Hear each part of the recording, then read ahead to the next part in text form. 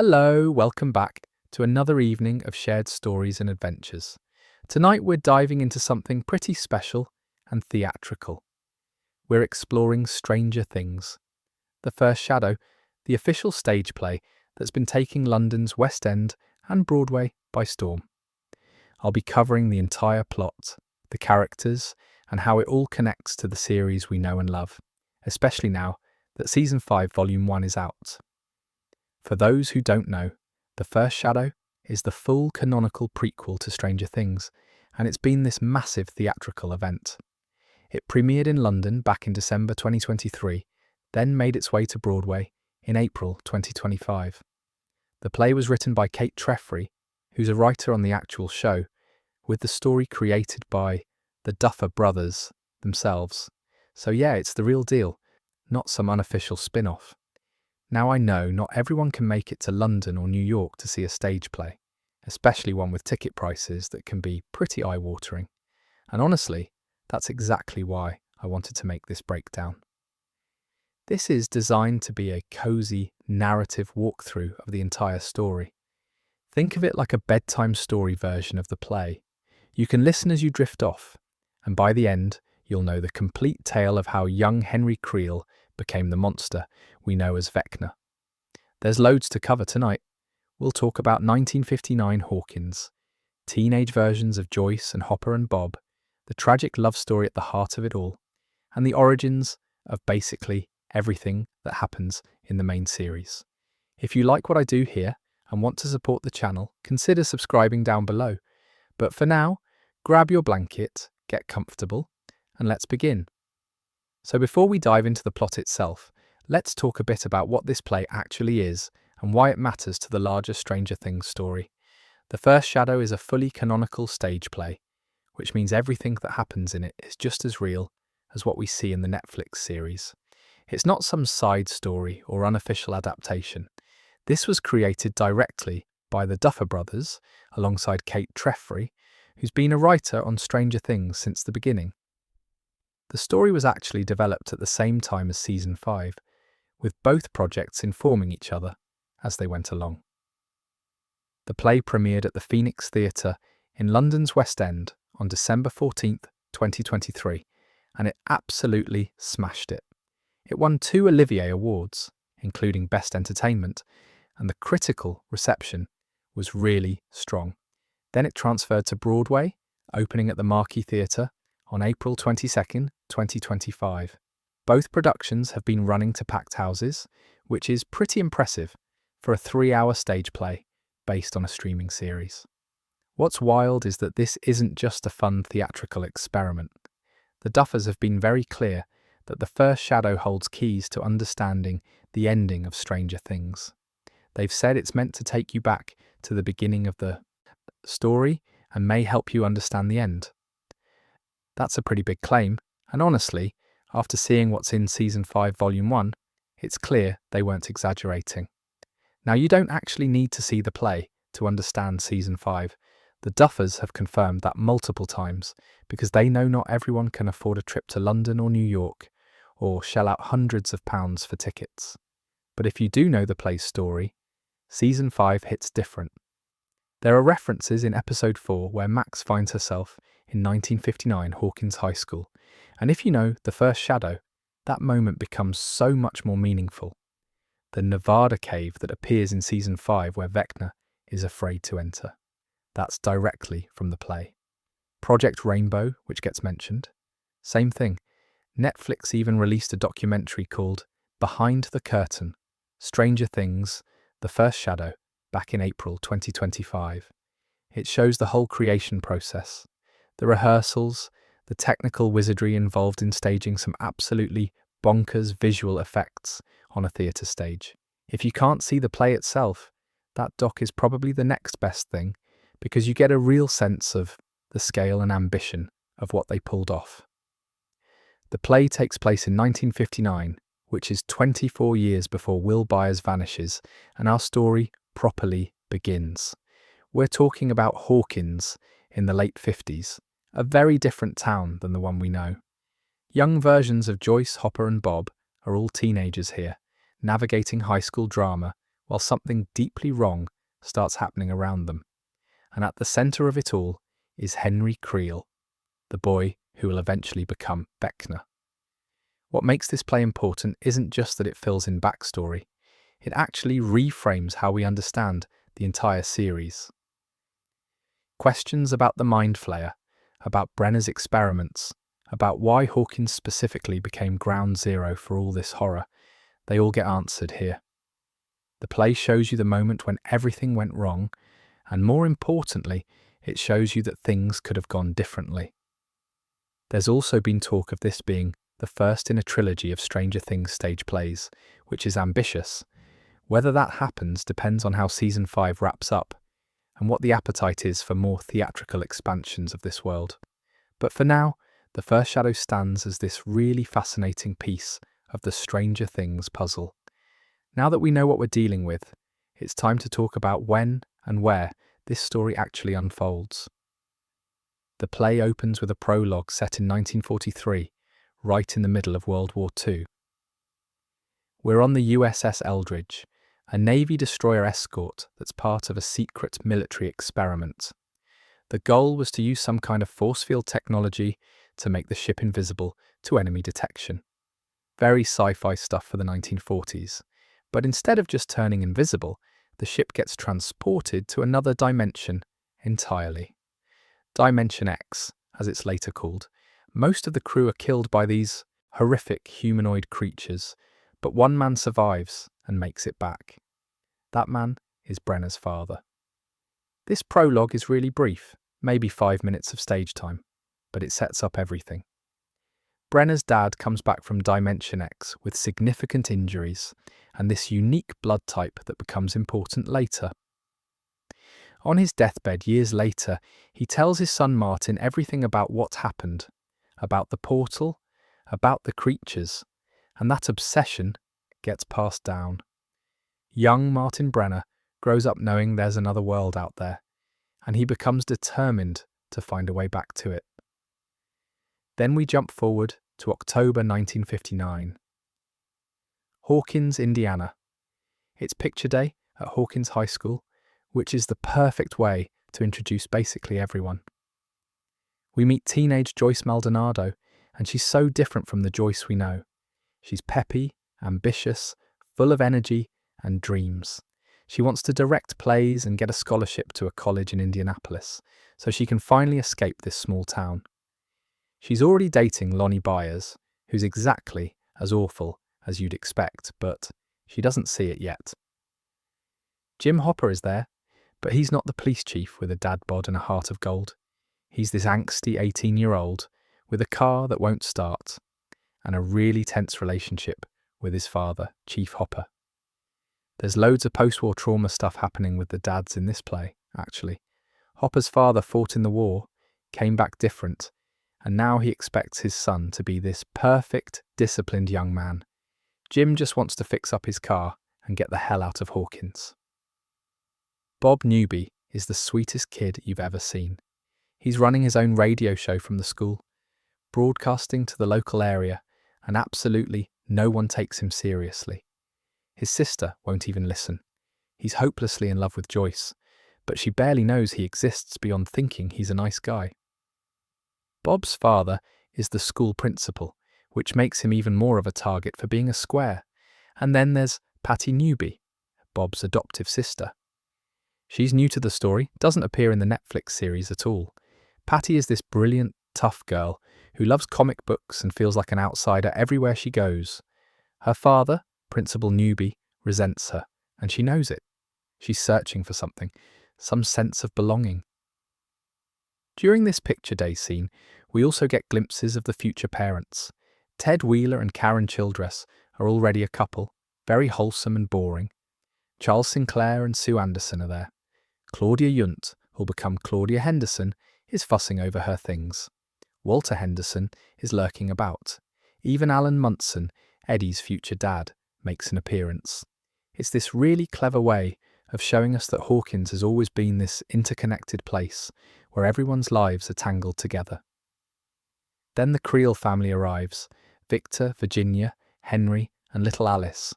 They've just moved from Nevada, trying to start fresh after what the play calls the incident. Something happened out there involving Henry and another boy who ended up seriously hurt. The family inherited some money from a late uncle, so they've got this big house now, the Creel house that we know from season 4. Victor is trying to be optimistic, to believe this move will fix everything. Virginia is anxious, protective, watching Henry like she's waiting for something bad to happen. Alice is just a kid, innocent and sweet, not understanding why her family's so tense. Henry walks into Hawkins High for the first time, and immediately everyone can tell something's off about him. He's pale, tightly wound, and there are already rumours about what he did in Nevada. When a bully confronts him during picture day, the lights flicker. A camera flash explodes. It's subtle, but it's there. Henry has powers, and he can't always control them. This is 1950s America, post-war, and there's this veneer of normalcy, covering up loads of trauma and secrets. The play does a really good job of capturing that atmosphere. Everyone's supposed to be fine, but no one actually is. But let's talk about the boy himself, the one who changes everything. Henry Creel in this play is honestly heartbreaking. That's the word that keeps coming up when people talk about Lewis McCartney's performance. This isn't the cold, calculating monster we meet in season 4. This is a terrified teenager who knows something is deeply wrong with him, but has no idea how to fix it, or even what it is. From the moment Henry appears on stage, you can see he's struggling. He's shy, awkward, desperate to make friends, but fundamentally convinced that he's dangerous. And the worst part is, he's right. He has these remarkable psychokinetic abilities, the power to move things with his mind, to reach into other dimensions, to see things that shouldn't be possible. But he didn't ask for any of it, and he certainly doesn't want it. The play introduces this concept of the battlefield, which is what Henry calls the void when he enters it. It's not a safe space. It's this red-lit, laser-filled dimension where a shadowy presence waits for him. Throughout the play, we see Henry slip into the battlefield, sometimes voluntarily, sometimes not. When he's there, his voice changes. It deepens, takes on this distorted quality that anyone who's watched season 4 will recognise immediately as Vecna's voice. But here's the thing, Henry fights it. He's terrified of this presence, this thing that wants to use him. The mind flayer is already there, already influencing him. This is probably one of the biggest revelations of the play.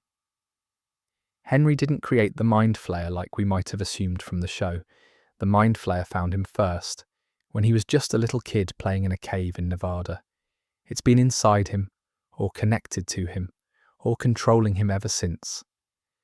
The play makes it really clear that there's Henry, the boy who wants to be normal and good, and then there's the darkness that takes over when he's weak or scared or angry.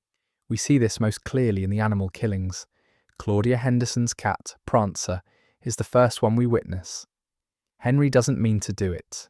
He's lying in bed, half asleep, and his consciousness slips into the battlefield. The mind flayer shows him the cat, and suddenly Henry's lifting it with his mind, crushing it, killing it. When he wakes up, he thinks it was just a nightmare. He has no idea he's actually done it until the news spreads around school the next day.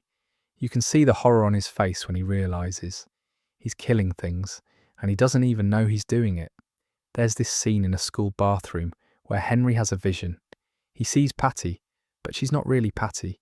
She's a puppet of the shadow, this twisted version of the girl he's starting to care about.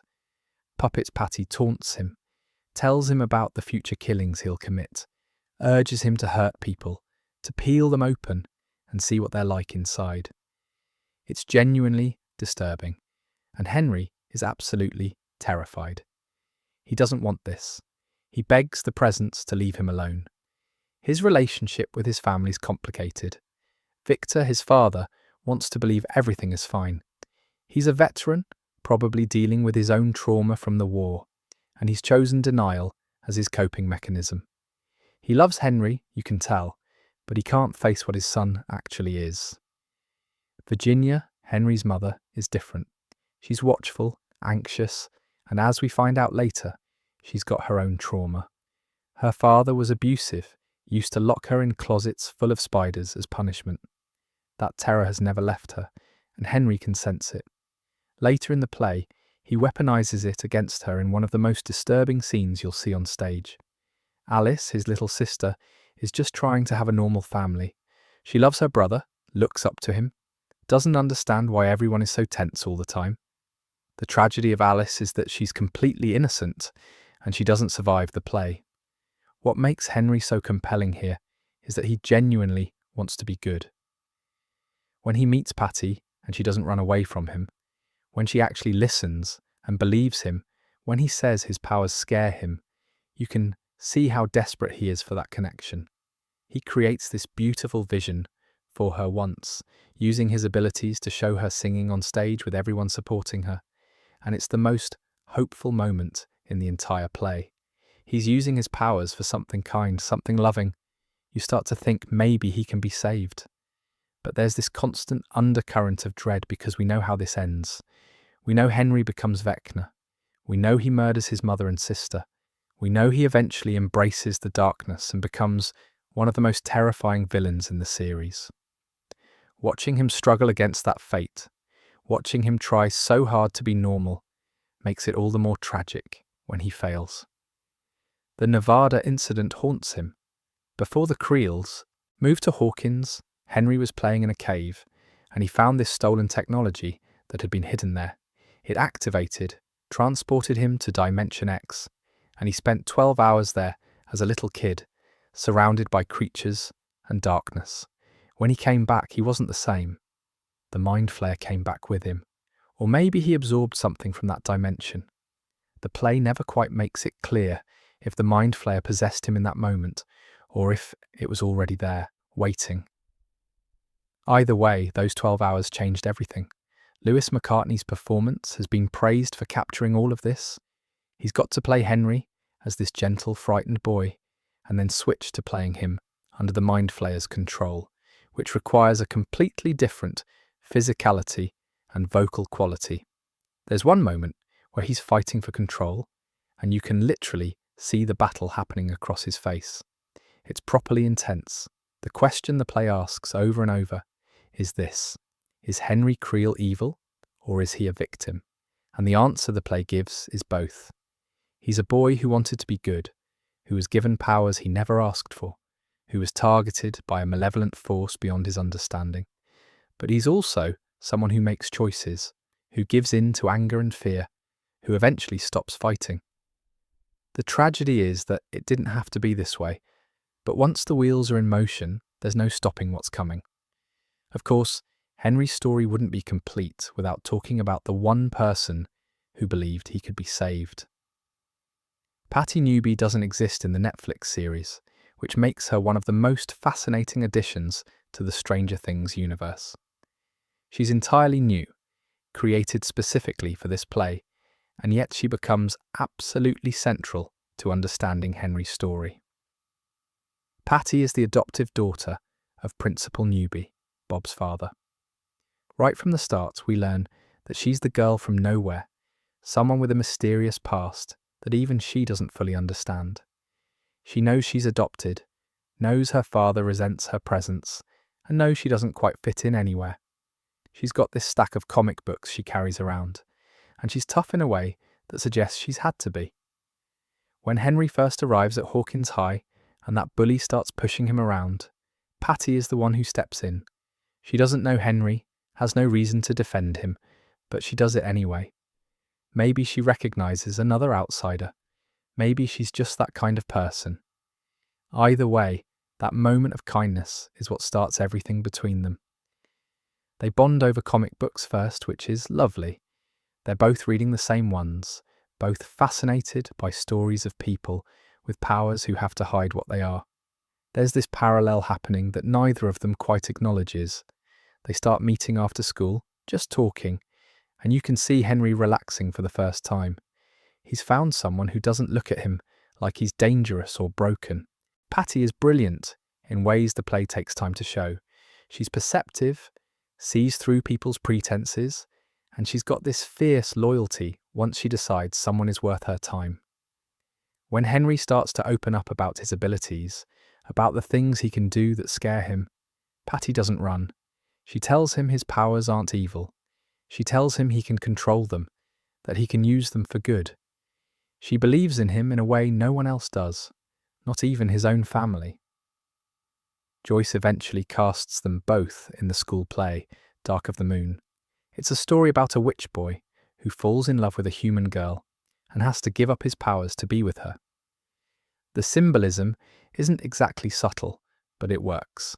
Patty plays the female lead, and Henry plays her witch boy counterpart. They become lovers on stage before they've even properly kissed in real life. Their romance develops slowly, carefully. Henry creates this vision for Patty once, uses his powers to show her performing on stage, singing her heart out, with everyone cheering for her. It's the most beautiful use of his abilities we see in the play. He's giving her this moment of pure joy, showing her what she could be, what she deserves. And you can see how much it means to her. She kisses him after that, tells him she's never felt seen like this before. But then comes the moment that changes everything. Patty wants to find her biological mother, and she asks Henry to help her. She's heard he can do things, see things, and she's desperate to know where she came from. Henry agrees because he'd do anything for her at this point. They go up to the Creel house attic, and Henry blindfolds himself, takes Patty's hand, and enters the void. They find her mother. She's a singer at the Stardust Casino in Las Vegas, performing on stage, beautiful and alive. For a moment, it's everything Patty hoped for. But then the Mind Flayer notices what Henry's doing. The shadow takes over the vision, and Patty's mother starts speaking directly to Henry in this distorted voice.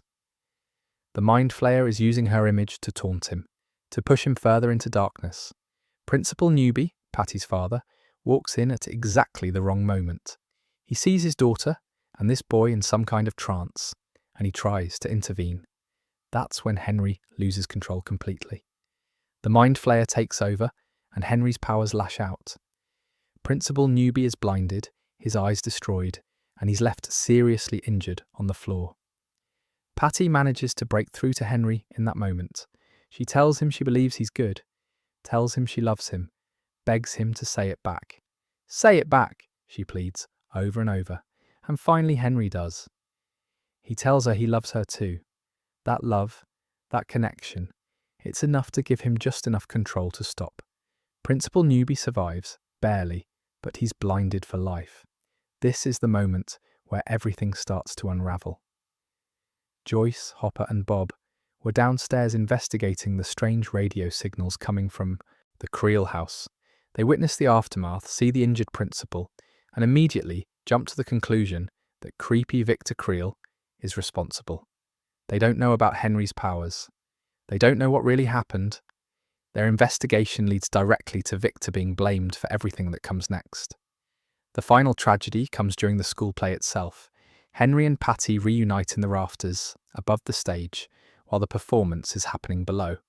Brenner appears and tells Henry that Patty is his weakness, that he'll never be what he's meant to be as long as he cares about her. As Henry struggles between his love for Patty and the darkness pulling at him, as Patty tells him about finding her mother in Vegas, the Mind Flayer takes over one last time. Henry throws Patty from the rafters. She survives, thankfully. She's badly injured, hospitalized, but she lives. And according to what we learn later, she eventually makes her way to Las Vegas, finds her mother, and builds a life there. But her relationship with Henry ends in that moment of violence, and there's something absolutely devastating about that. She loved him, believed in him, and it still wasn't enough to save him. Gabrielle Neve plays Patty on Broadway, and by all accounts, she brings this fierce vulnerability to the role. Patty isn't a damsel or a victim, even when terrible things happen to her. She's a fighter who made the mistake of believing love could overcome darkness. In some other story, maybe it could have. While Henry and Patty's tragedy unfolds, there's another story happening right alongside it. One of the best parts of the first Shadow is watching teenage Joyce, Hopper and Bob stumble through what is essentially their first encounter with the supernatural, except they have no idea that's what it is. They think they're investigating a serial pet killer. They have absolutely no clue they're dealing with an interdimensional monster possessing a psychic teenager. Joyce Maldonado, at 17, is almost unrecognizable compared to the exhausted, frantic mother we meet in the series. This Joyce is peppy, maybe even a bit annoying in how aggressively optimistic she is. She talks fast, moves fast, has about 17 different projects going at once. Her big dream is to direct a play good enough to earn her a scholarship to a college in Indianapolis. Not New York, not Los Angeles, Indianapolis. That's how desperate she is to escape Hawkins, that even Indianapolis seems like a dream destination. She's already dating Lonnie Byers, and the play doesn't shy away from showing us why that's a terrible idea.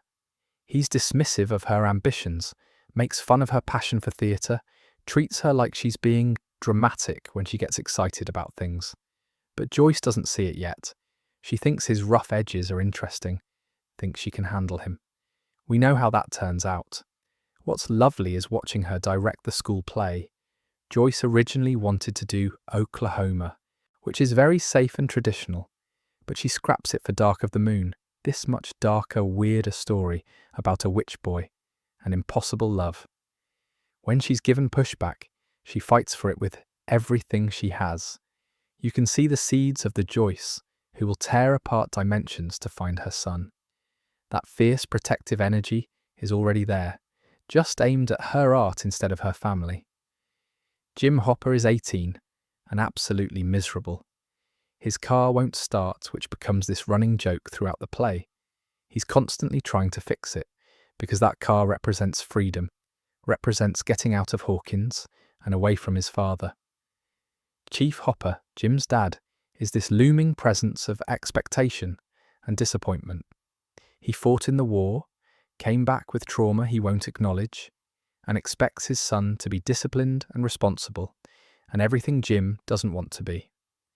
There's this lovely dynamic between Hopper and Bob that mirrors Steve and Dustin in the main series. They're friends in this sweet, uncomplicated way. Hopper is the cooler one, the one who takes risks and breaks rules, while Bob is the nerdy guy who builds gadgets and gets excited about radio frequencies. But there's genuine affection there. When they team up to investigate the animal deaths, you can see how well they work together. The love triangle situation is handled really gently. Hopper clearly likes Joyce, and Joyce clearly likes him back, but neither of them will admit it. They flirt through insults and arguments, which anyone who's watched the main series will find very familiar. Bob, meanwhile, is desperately in love with Joyce and absolutely terrible at hiding it. He does everything he can to impress her, builds her devices, helps with her play, and she just sees him as a sweet friend. It's painful to watch because we know Bob eventually does get his chance with Joyce in season 2, but it's also clear that this isn't his time. Bob's real contribution is his technical brilliance. He builds this mobile radio location device that can track interference patterns and electromagnetic anomalies. It's cobbled together from spare parts and shouldn't work as well as it does, but Bob is genuinely gifted at this stuff. When pets start dying around Hawkins, Bob notices that each death corresponds with radio interference, with his broadcasts getting disrupted at specific times. He starts mapping the patterns, photographing the crime scenes, treating it like a proper investigation. Joyce joins because she's curious, and because several of the victims are kids in her play. Hopper gets pulled in partly to help, and partly because being around Joyce and Bob is more interesting than dealing with his father. The three of them become this little detective trio, sneaking around Hawkins after dark, following Bob's device to wherever the signals are strongest. The animal deaths are genuinely disturbing. Claudia Henderson's cat Prancer is found mutilated. Someone's dog is killed and left in a really horrible state.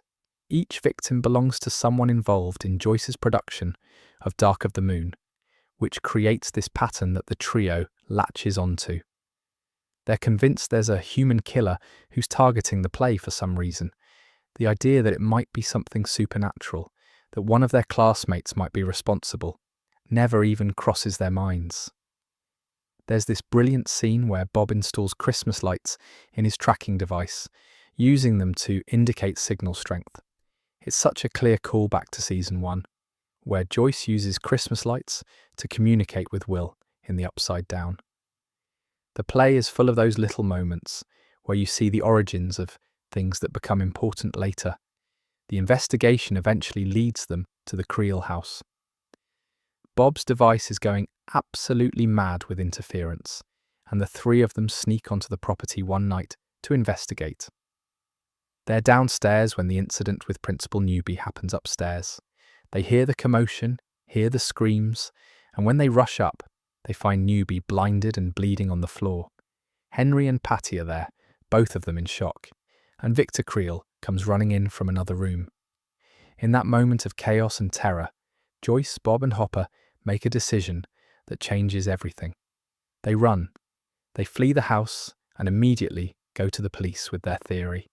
Victor Creel, the weird veteran who just moved to town, is the killer. He's been murdering animals as practice, and now he's escalated to attacking people. It makes sense based on what they saw. Victor was there, covered in blood from trying to help his injured neighbour. Henry looked traumatized because he'd just witnessed his father's violence, or so they think. They don't know they've just set up an innocent man to take the fall for his son's crimes. They don't know that their investigation, their desire to solve this mystery and be heroes, is going to contribute to one of the great tragedies in Hawkins' history. It's heartbreaking because their intentions are good.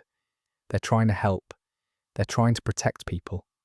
The chemistry between the three of them really sells the idea that these are the same people who become the adults we know. You can see future Joyce in the way this girl fights for what matters to her. You can see future Hopper in the way this boy can't stand injustice, even when it's easier to look away. And you can see future Bob in the way this kid just wants to help the people he loves, even if they don't love him back the same way.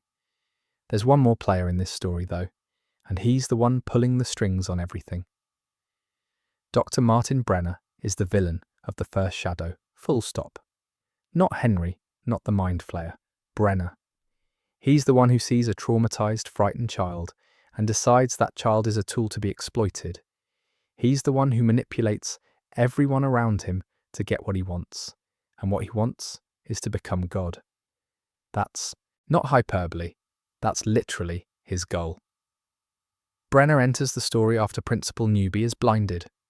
Word gets back to some mysterious government contact that something impossible happened in Hawkins, that a man's eyes were destroyed by an unseen force. Brenner arrives to investigate, and the moment he meets Henry, you can see the calculation happening behind his eyes. This is what he's been searching for his entire life. See, Brenner grew up with his father's deathbed confession ringing in his ears. His father was the captain of the USS Eldridge, the only survivor of that 1943 experiment that opened a portal to Dimension X. He came back broken, physically and mentally, with this unique blood type and stories about another world filled with creatures and impossible darkness. The elder Brenner spent the rest of his life trying to warn people, trying to explain what he'd seen, and no one believed him. But his son Martin believed. Martin Brenner becomes obsessed. He dedicates his life to recreating what happened on the Eldridge, to proving his father wasn't mad, to finding a way to control the portal. He establishes something called the Nevada experiment, recruiting scientists and securing funding to replicate the conditions that open the rift. But there's a problem.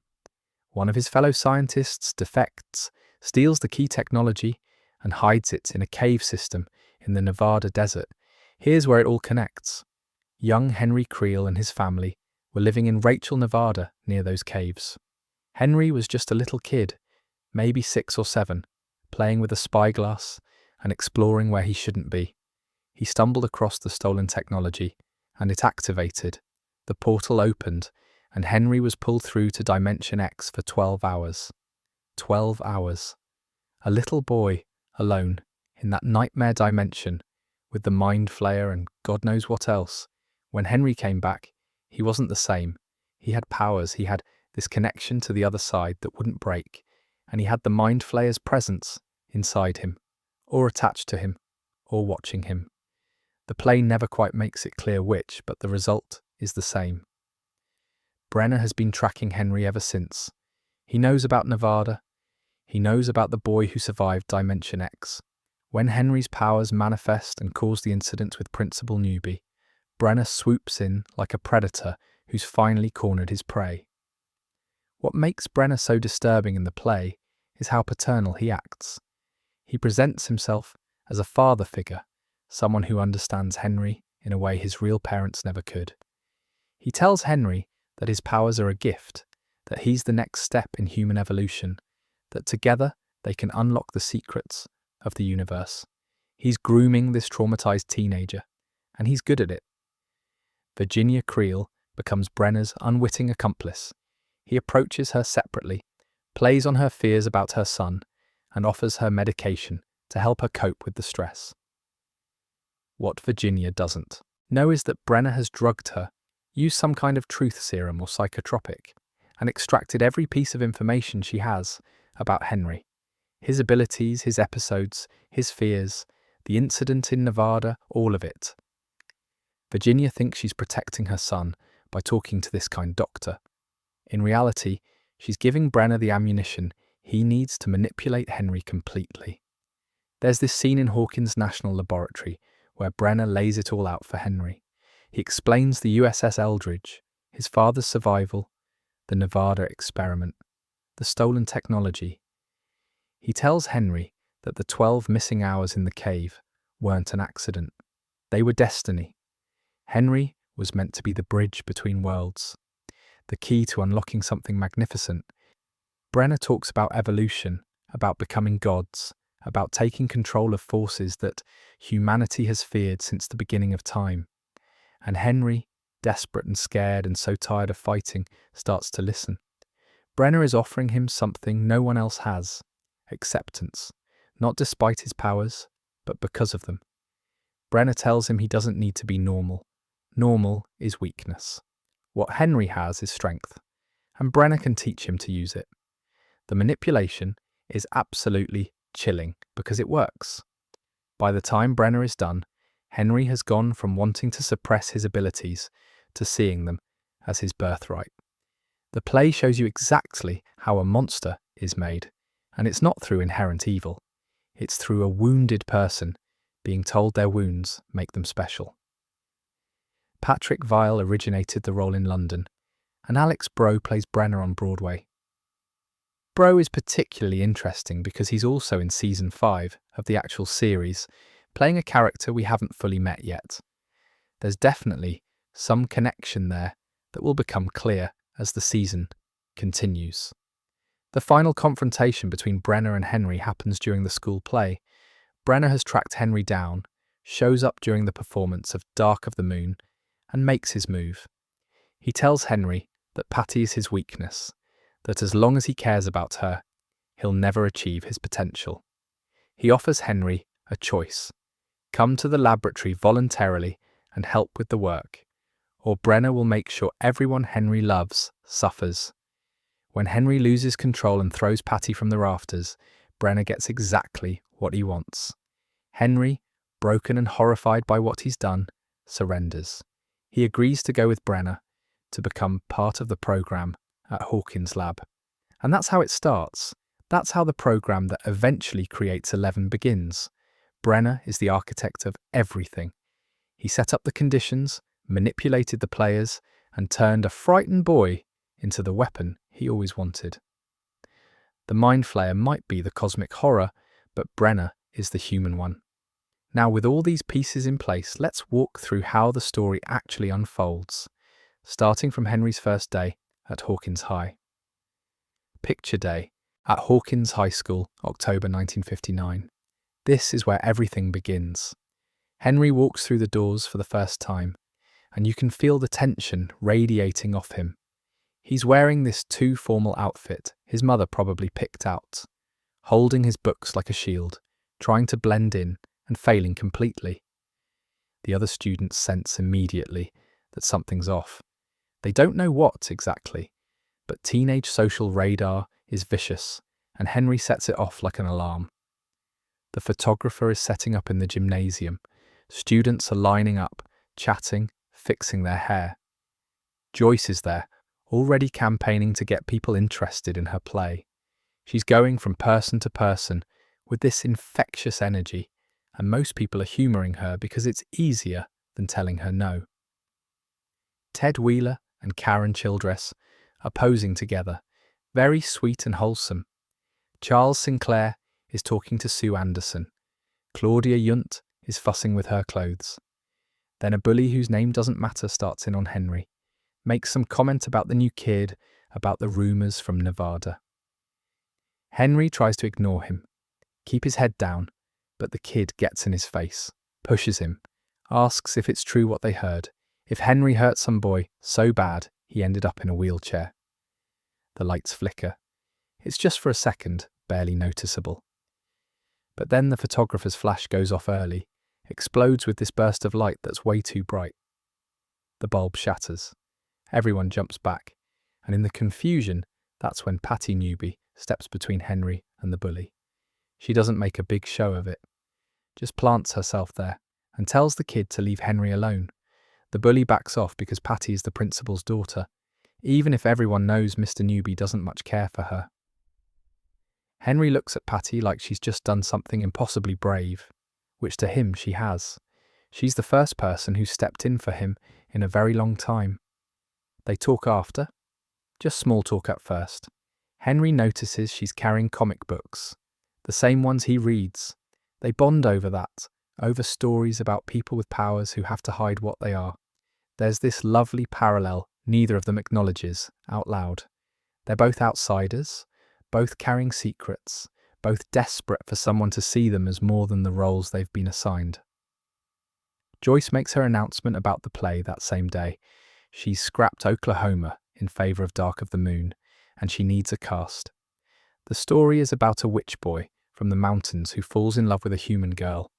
To be with her, he has to give up his powers and become mortal. But the witch community won't let him go, and tragedy follows. It's moody and dark, and exactly the kind of thing a teenage Joyce would be obsessed with. She casts Patty as the female lead, Barbara Allen, and she casts Henry, this quiet new boy who no one knows, as John the Witch Boy. It's inspired casting, really, even if Joyce doesn't realise how literally it fits. Patty and Henry become stage lovers before they've even properly talked about being real ones. That night, Henry is alone in the Creel house attic. It's this dusty, creaking space filled with old furniture and shadows. He's trying to read, trying to be normal, but he can feel it building. The presence, the battlefield calling to him. He slips into the void without meaning to. One moment he's in the attic. The next he's in this red-lit dimension, with laser beams of light cutting through darkness. He can hear whispers, feel something massive watching him. The mind flayer is there, this enormous shadow with tentacles that seem to reach across dimensions. Henry's consciousness reaches out, and somewhere in Hawkins, Claudia Henderson's cat Prancer is going about its evening. Henry doesn't see the cat directly, but his power does. The mind flayer guides him, uses him. The cat lifts into the air, its bones crack. It dies terrified and alone. When Henry wakes up in the attic, he's covered in sweat, shaking. He thinks it was a nightmare, just another bad dream in a life full of them. He has no idea he's just killed something. The next day at school, the news spreads. Claudia's cat was found dead, mutilated in a way that doesn't make sense. No predator would kill like that. Bob hears about it on his radio show when someone calls in.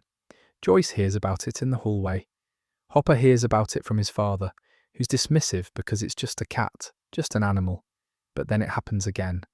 And again, someone's dog, another cat, a bird found with its wings torn off.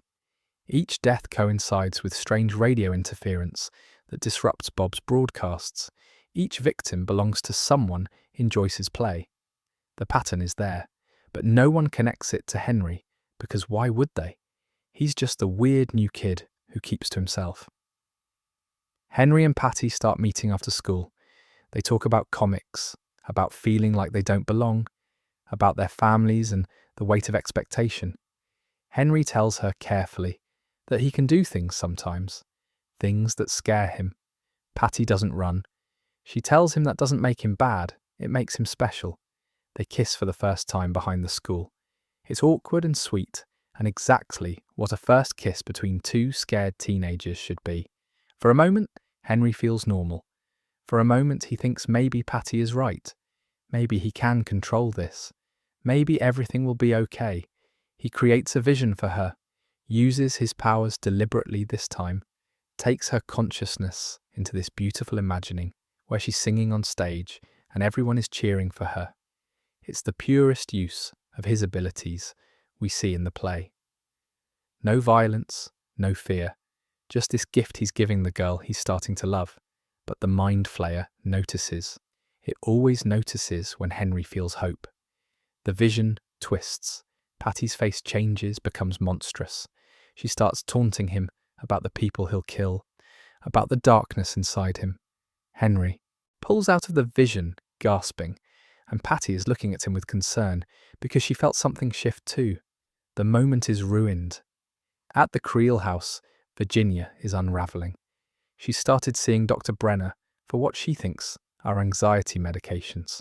She tells him everything about Henry, about Nevada, about her fears. She doesn't know she's being manipulated, that Brenner is extracting information while pretending to help. Victor remains in denial, insisting everything is fine while his family falls apart around him. Alice tries to hold things together, tries to be the good daughter, but she's just a kid who doesn't understand why everyone is so sad.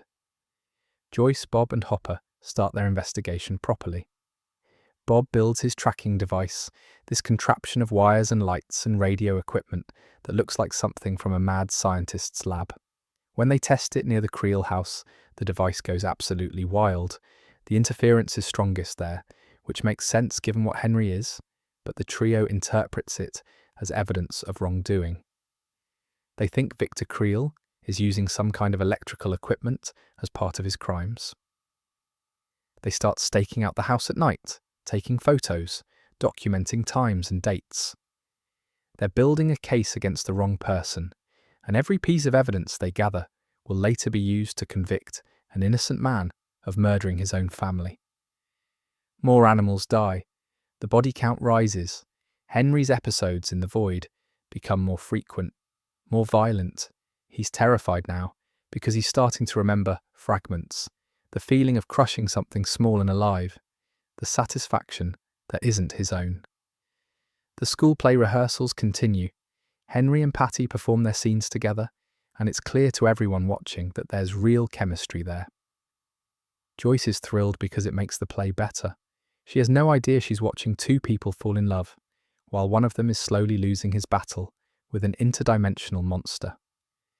The first act of the play builds and builds. Every scene adds another layer of dread, another piece of the tragedy. You know where it's headed. You know it ends in blood and madness. But watching these kids try so hard to be normal, watching them fail, makes it so much worse. And then comes the night that changes everything.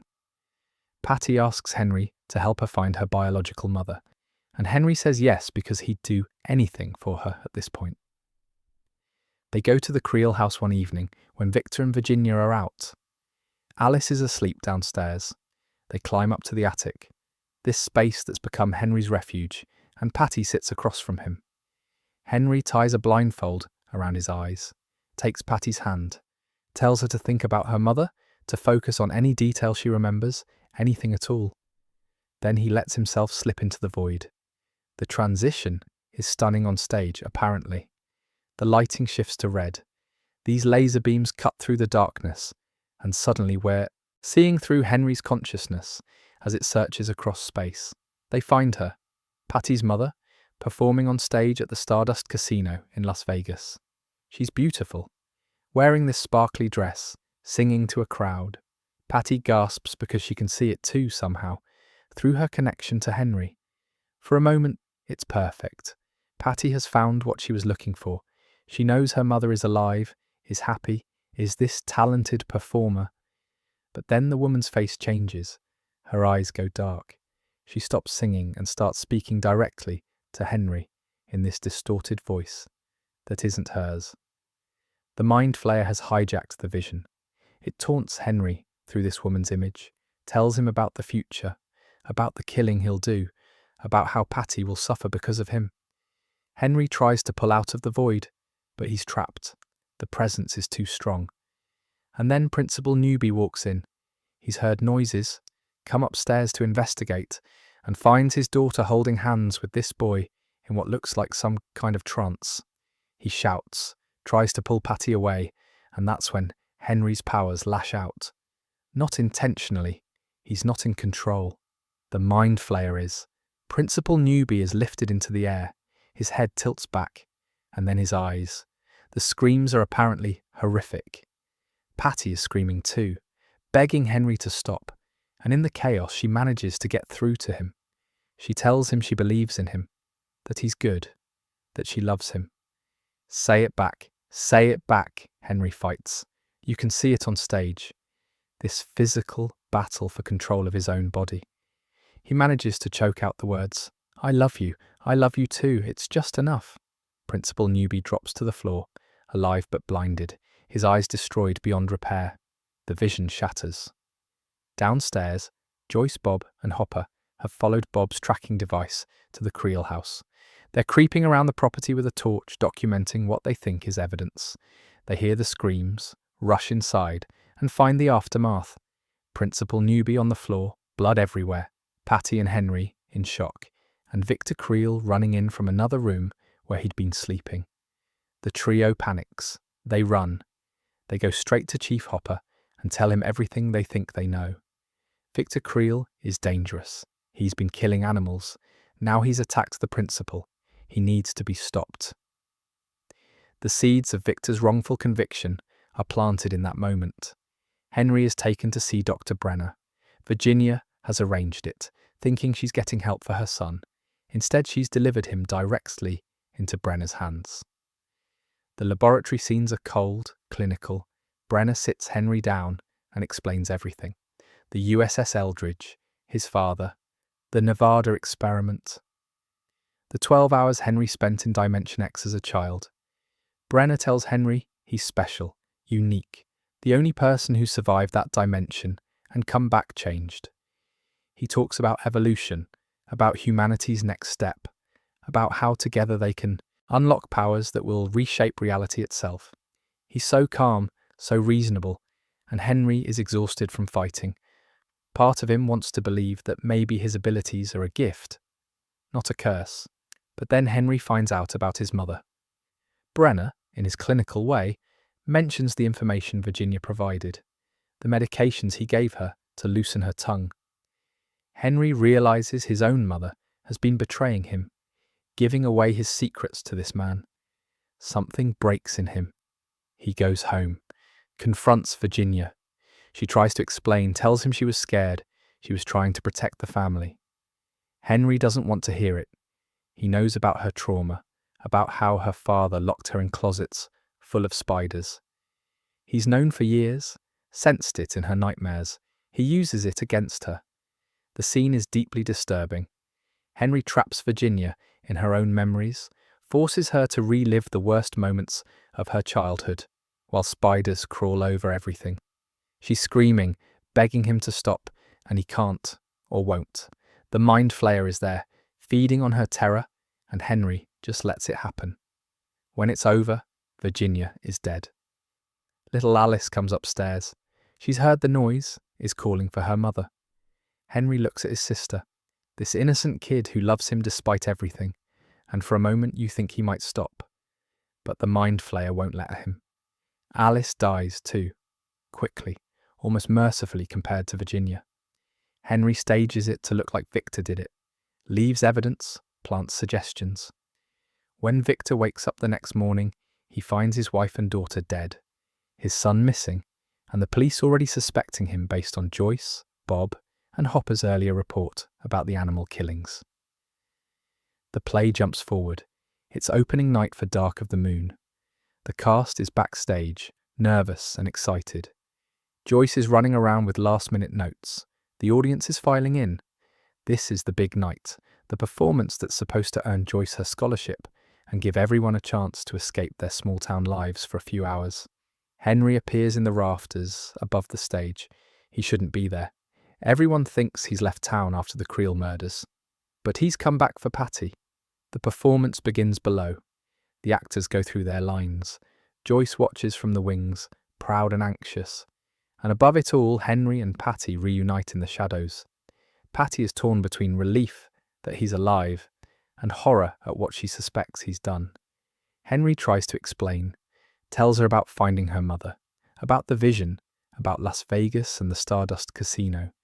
He wants her to know that even in his darkest moment, he was thinking of her, trying to give her what she wanted. That's when Brenner appears on the opposite side of the stage. It's this brilliant bit of staging. Brenner on one side, Patty on the other, and Henry in the middle, literally caught between them. Brenner tells him it's time. Time to come to the laboratory. Time to embrace what he is. Time to stop pretending he can be normal. Patty begs him not to listen, tells him he can still choose to be good. The play happening below reaches its climax. The witch boy is torn between two worlds. The audience is watching the stage, unaware of the real drama unfolding in the rafters above them. Henry loses control one final time. The mind flayer surges forward and Patty is thrown from the rafters. She falls, hits the stage below, and the play stops. Chaos erupts, people screaming, rushing to help. Patty is alive but badly hurt, and Henry, seeing what he's done to the one person who believed in him, surrenders. He goes with Brenner willingly. What else is there? The weight of this act is immense. Everything that's been building for 2 hours collapses into violence and tragedy. The play doesn't end with that horrific moment in the rafters.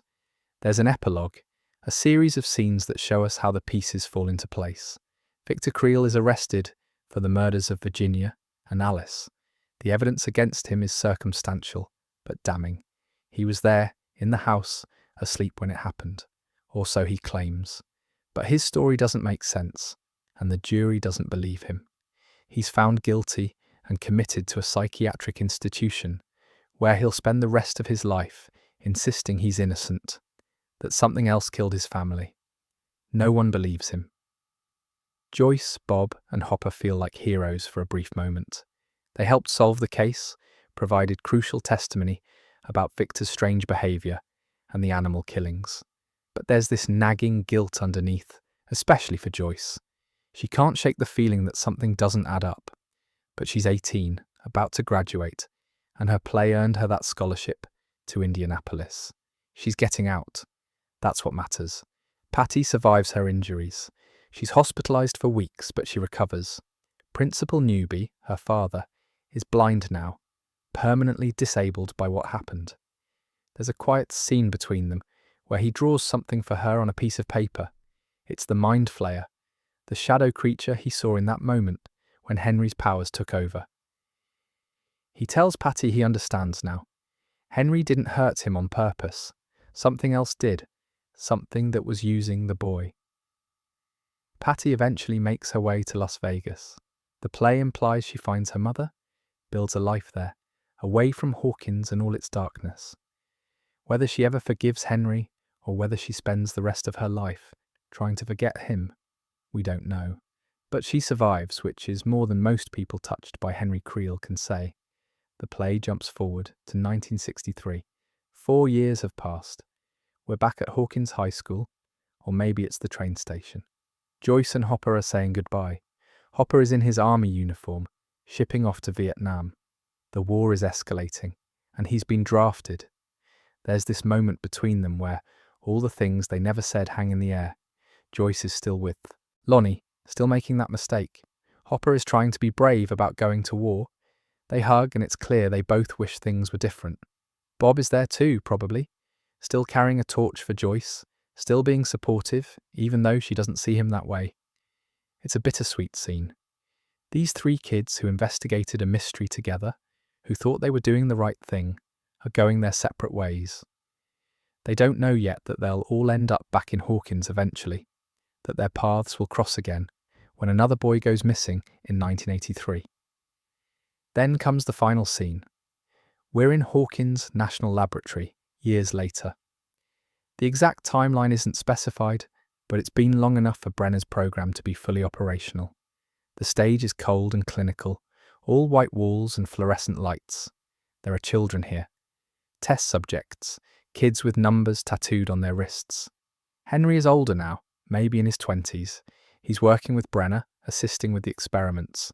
He's restrained somehow, we can see that, either physically or through some kind of control Brenner has over him. But he's cooperating. He's part of the program. A little girl is brought into the room. She can't be more than 8 or 9 years old. She's got dark hair and these huge, frightened eyes. She's holding a toy, clutching it like it's the only thing keeping her grounded. Henry kneels down to her level. His voice is gentle, almost kind. He introduces himself, tells her his name, tells her he's there to help her, to teach her how to use her gifts. She looks up at him with trust, because what else is a scared child going to do? Henry takes her hand. The lights shift. A shadow appears on the back wall, projected huge. It's Vecna, the creature Henry will become, skeletal and monstrous, holding the hand of a small child. The image is stark and horrible and inevitable. The little girl is 11. The lights cut to black. That's how the first shadow ends, with the confirmation that everything we've just witnessed, all this tragedy and manipulation and loss, was the beginning of the story we already know. Henry's journey from frightened boy to monster is complete. Brenner has his weapon. And 11, the girl who will eventually be the one to stop Vecna, is just starting her nightmare. It's a gutting final image. The play comes full circle, connecting directly to the opening moments of the Netflix series where we first meet 11 in the lab. Now we know how she got there. Now we know what Henry became before she ever met him. The epilogue works because it doesn't try to soften anything. It shows you the consequences. Victor in an asylum, blamed for crimes he didn't commit. Joyce, Bob and Hopper going their separate ways, carrying guilt they can't quite name. Patty trying to build a life, far from the boy who loved her and hurt her. And Henry transformed into the very thing he feared most, now grooming the next generation of victims. So that's the complete story of Stranger Things. The first shadow, from the 1943 prologue to the moment 11 enters Henry's life. But knowing the plot is only part of understanding why this play matters. The first shadow isn't just filling in backstory, it's asking some pretty heavy questions about who we are and what makes us that way. The biggest theme running through the entire play is nature versus nurture. Is Henry Creel born evil, or is he made evil? And the answer the play gives is complicated, which I think is the right choice. Henry is born with powers, yes.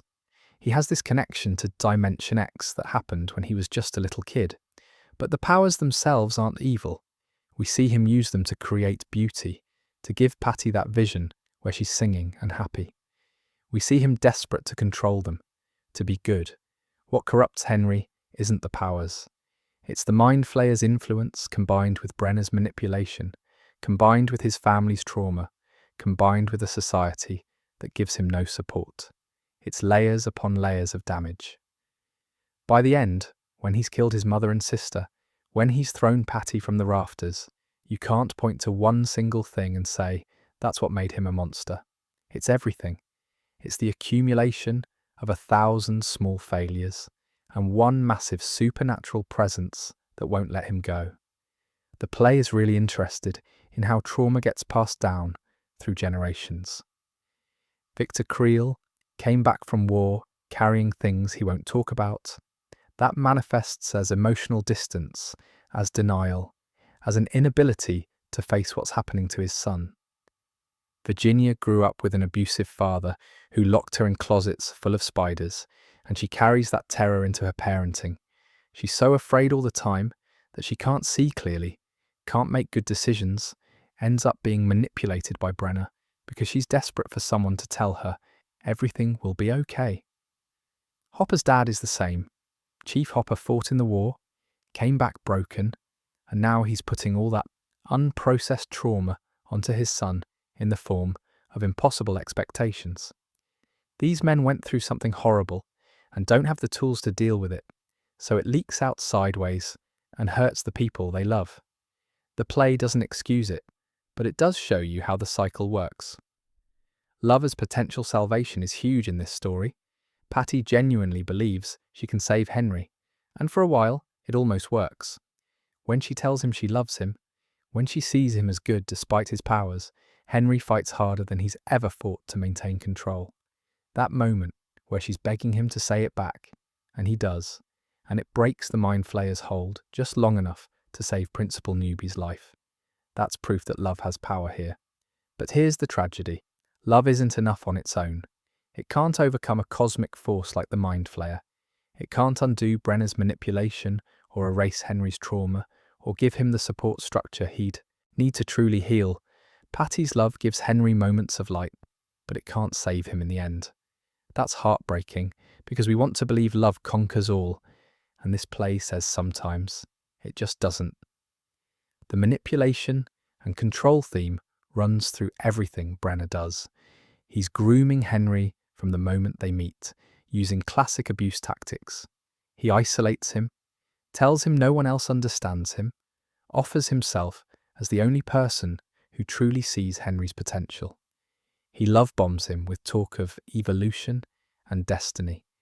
And when Henry is at his lowest, when he's just killed his family and has nothing left, Brenner swoops in and offers structure and purpose. Virginia's complicity is fascinating too, even though she doesn't mean it.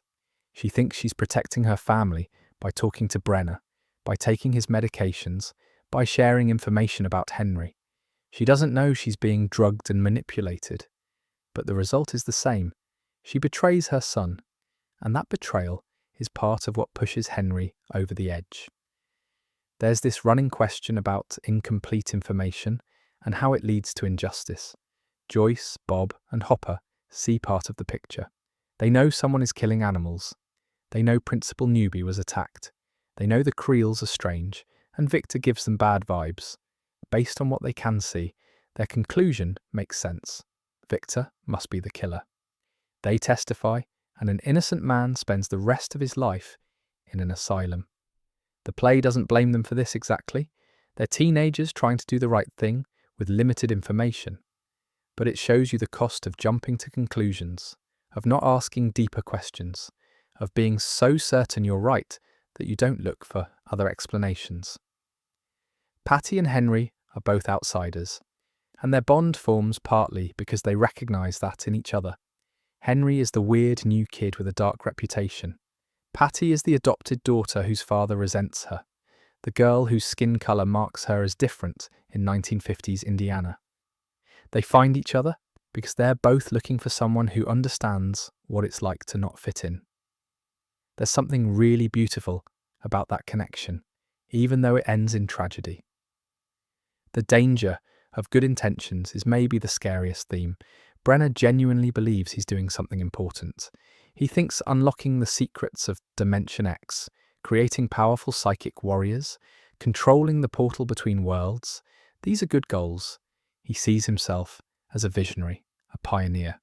The fact that he's destroying children to get there doesn't register as wrong to him. The ends justify the means.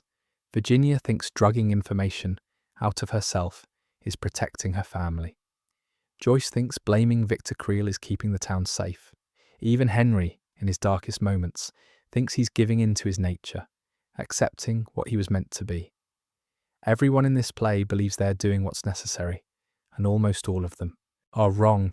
What makes the first Shadow work as more than just a prequel is that it deepens everything we know about the main series. Vecna isn't just a monster, he's a tragedy. Brenner isn't just a villain, he's a generational curse made flesh. And Hawkins isn't just unlucky. It's the place where all these threads of trauma and manipulation and cosmic horror tangle together at exactly the wrong moment. Beyond the story and the themes, though, there's the question of how you actually stage something like this. Everyone who sees the first shadow comes out talking about the same thing. How the hell did they do that? How did they put the upside down on a theatre stage? How did they make a Demogorgon appear? How did they show Henry flying and Patty falling, and the void with its red lasers without it looking cheap or silly? The answer is a combination of brilliant design work and absolutely bonkers technical ambition. Stephen Daldry directed the original production, and he's won 3 Tony Awards for a reason. His approach was to treat this like a massive theatrical event, rather than just a play based on a TV show. He brought in Miriam Buetha for set design, and together they created this world that shifts between gritty 1950s realism and abstract supernatural horror. One moment you're in a high school gymnasium, the next you're in Dimension X, and the transitions are seamless. The void sequences are apparently stunning.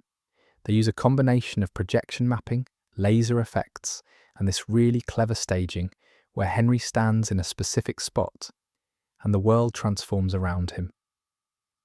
The red lasers that represent the Mind Flayer's dimension cut through theatrical fog, creating these geometric patterns that feel genuinely otherworldly. It's not trying to exactly recreate what we see in the Netflix series. It's finding a theatrical language for those concepts. When Henry uses his powers to lift objects or people, they've got rigging systems hidden throughout the theatre.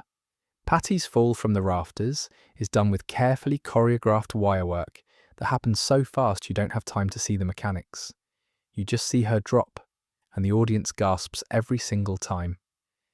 The Demogorgon appearance in the prologue uses a combination of puppetry and actors in suits, similar to how creature work is done in shows like Warhorse or King Kong on Broadway. It's not on stage for long, maybe 30 seconds, but it's there long enough to establish that yes, we're dealing with actual monsters, not just metaphorical ones. John Clark's lighting design does so much heavy lifting. The shift from warm, nostalgic 1950s lighting to the cold fluorescence of the laboratory to the hellish red of the void, it all guides you emotionally through the story.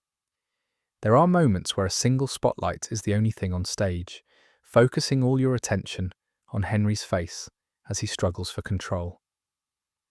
Paul Arditi's sound design is where a lot of the horror lives. The Mind Flayer has this specific sound profile, this deep rumbling underlaid with whispers and clock chimes. When Henry slips into the void, you hear it before you see it. The audience knows what's coming, and the dread builds. There are jump scares, proper horror film style scares, and apparently people scream. In one performance, a little girl in the audience just started shrieking during a particularly intense moment, and the cast said that's the audience they're making the show for. Fun fact, about 60% of the audience for The First Shadow on both the West End and Broadway are first-time theatre goers. Netflix fans who've never been to a play before, who don't know the etiquette, who eat popcorn during the performance and react like they're watching a movie. Some traditional theatre people were sniffy about it, but the director Justin Martin loves it. He said the audiences respond in a really natural way, gasping and cheering and getting emotionally invested without that polite restraint you sometimes get in theatres. The video design, by 59 Productions, adds layers of visual storytelling. When we see Patty's mother in Las Vegas, it's a projection, dreamlike and slightly unreal. When Virginia is trapped in her memory of the spider closet, the projections make the walls seem to crawl. It's all done practically, in real time, during every performance. The play within a play staging for Dark of the Moon is clever because it mirrors what's happening with Henry and Patty's real story. You've got actors playing high school students who are playing characters in a play about a witch boy and his doomed love, while above them, the actual witch boy and his actual doomed love are having their final confrontation. It's this lovely meta thing that works way better than it should. The cast has to do quick changes because several actors play multiple roles. The ensemble members, who are high school students in one scene, become laboratory technicians or creatures in the next. The physical demands are intense. Lewis McCartney, playing Henry, is on stage for probably 2.5 hours of the 3-hour runtime. He's got to be vulnerable and terrifying, often in the same scene. His big moment where he's fighting the Mind Flayer for control is this incredible piece of physical acting where his body contorts and his voice shifts between Henry's soft tones and Vecna's distorted growl.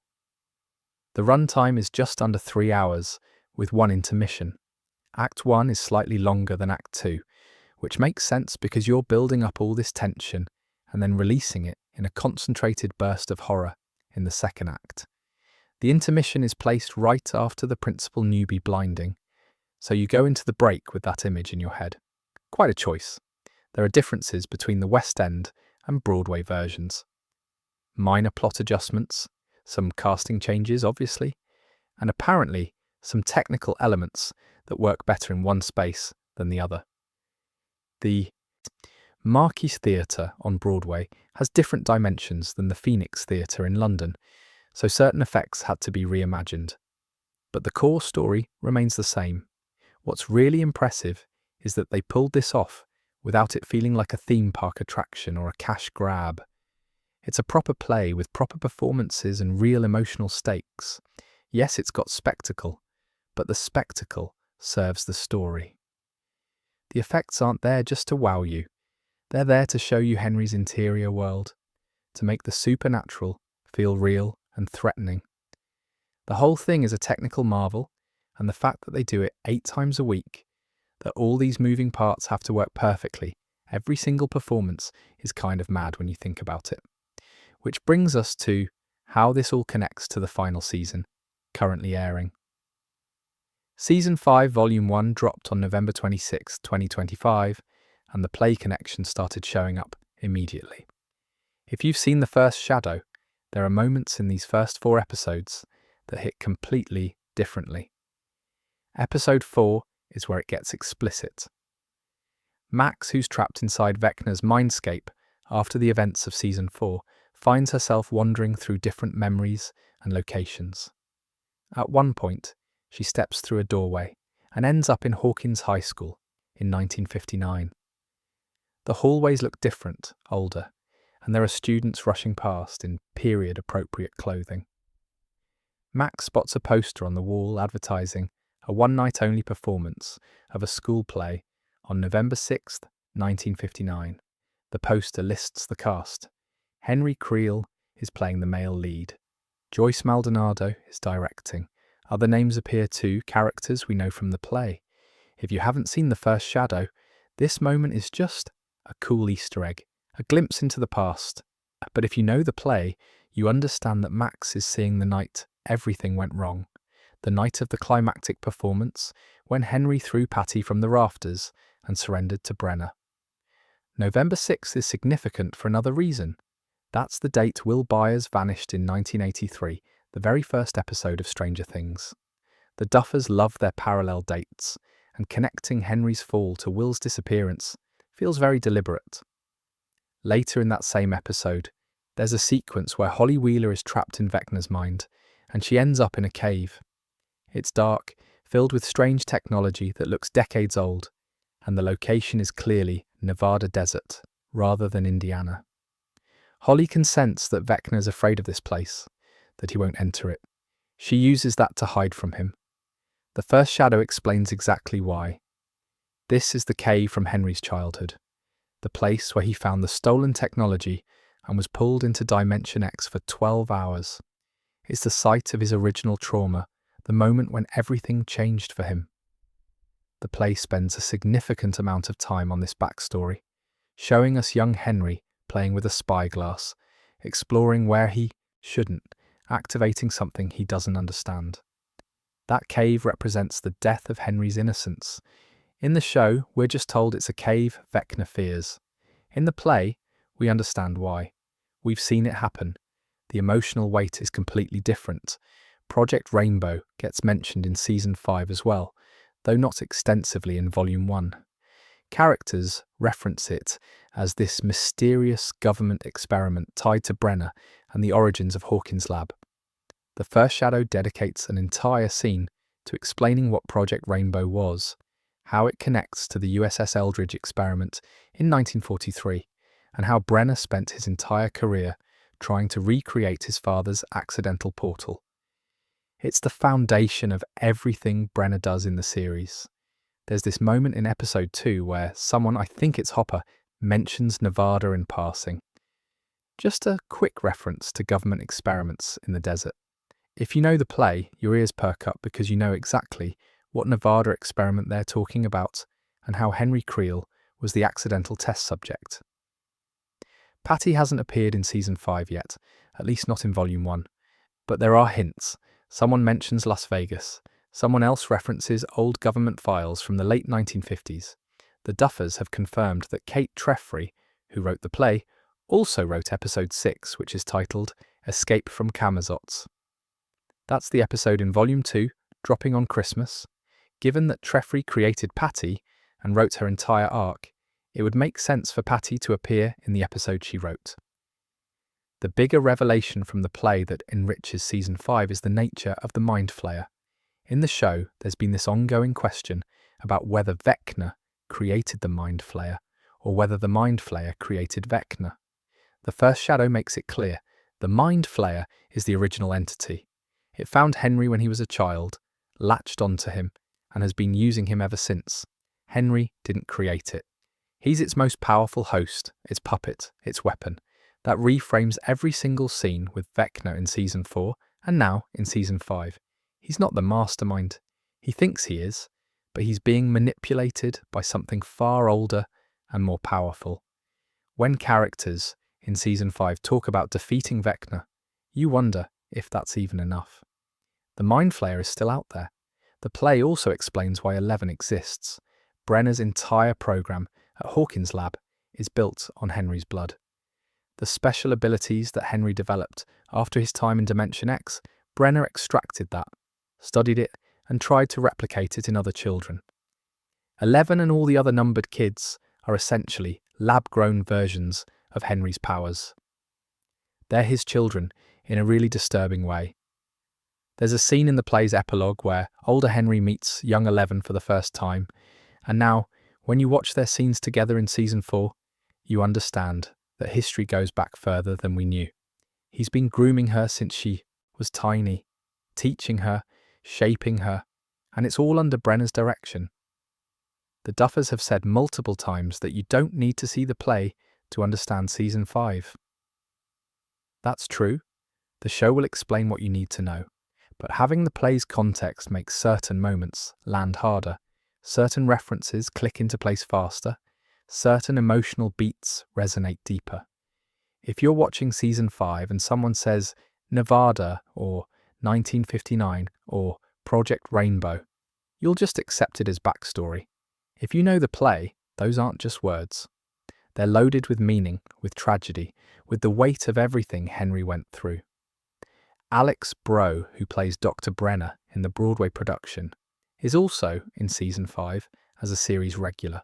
His character hasn't been fully revealed yet in Volume 1, but the fact that he's playing someone in both versions suggests there's a connection.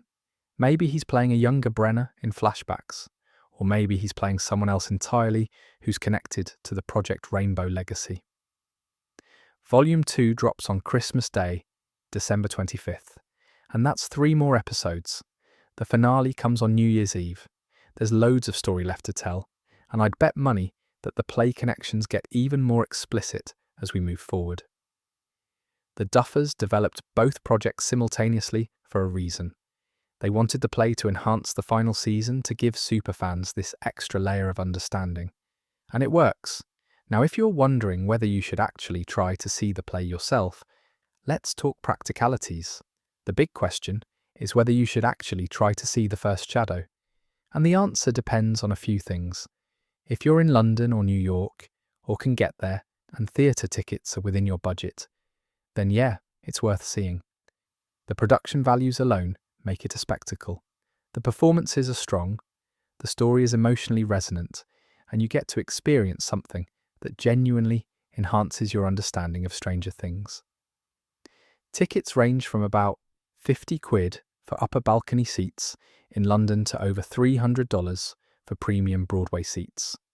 There are rush tickets and lotteries available for both productions if you're willing to gamble a bit. For international fans or people who can't afford the trip or the ticket prices, there are other options. The Behind the Curtain documentary on Netflix gives you a solid sense of what the play is like, how it was made, and what the story contains. You don't get the full narrative, but you get enough to understand the scope and ambition. And honestly, this breakdown you're listening to right now covers the complete plot in detail. So you've got the story.